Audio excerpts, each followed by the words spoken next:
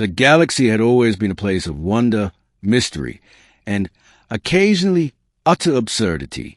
When humans first ventured beyond their solar system, they encountered countless alien civilizations, some advanced, some primitive, and some so bizarre that even seasoned space travelers struggled to comprehend them. Yet nothing prepared them for the Galactic Empire. The Empire, a sprawling interstellar regime ruled by beings of unimaginable discipline and seriousness, had long maintained order across hundreds of star systems. Its citizens were efficient, precise, and, most importantly, utterly humorless. Tales of the Empire reached Earth as legends, stories of towering officials who executed plans with surgical precision, and of armies that obeyed orders without question or emotion. The humans, ever curious and irreverent, were eager to see it for themselves. When the first human delegation arrived at the Empire's capital, their shuttle glided gracefully into orbit around a planet that gleamed like polished chrome. Below them, sprawling cities stretched endlessly, each building identical to the next, each street perfectly straight. It was beautiful, but sterile, lifeless, and, frankly, intimidating. The Empire's representatives, tall and angular beings with metallic-hued skin and eyes that shimmered with cold intellect, greeted the humans with impeccable formality. "Welcome to the Empire," intoned the lead official. "We have observed your species with interest. You are unpredictable." Unpredictable. That was certainly one way to put it. The humans, unshaken by the imposing appearance of their hosts, responded with cheerful smiles and, in classic human fashion, attempted small talk. "Lovely weather you've got here," said Commander Jensen, squinting at the twin suns hanging in the sky. "Perfect day for a stroll." The lead official tilted its head. "Weather is irrelevant."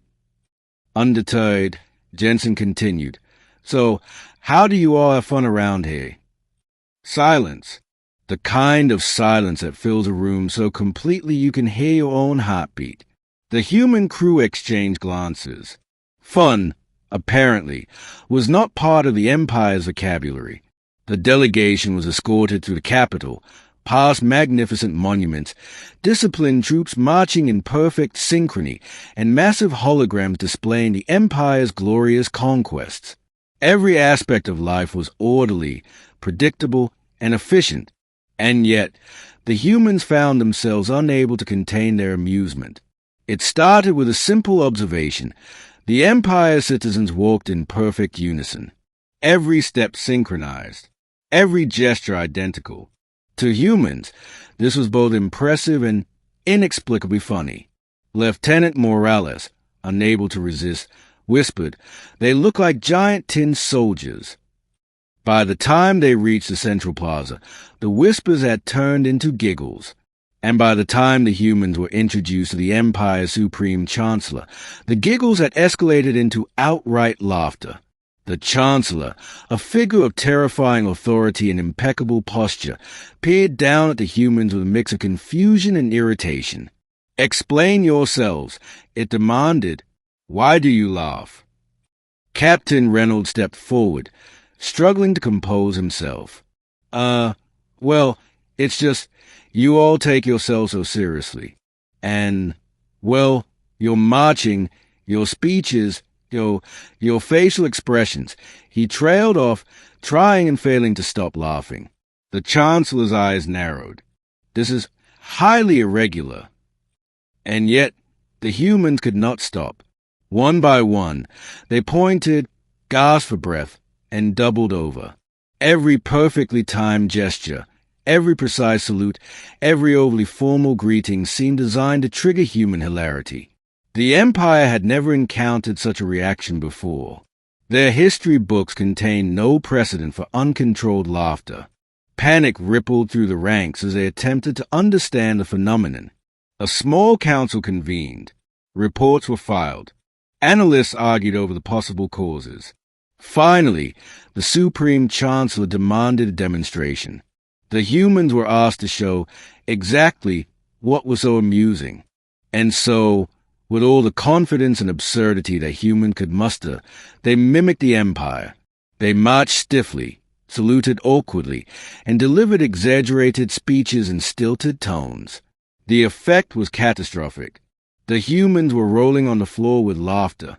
Even the few Empire officials who had attempted to suppress a smile found themselves faltering. "Stop!"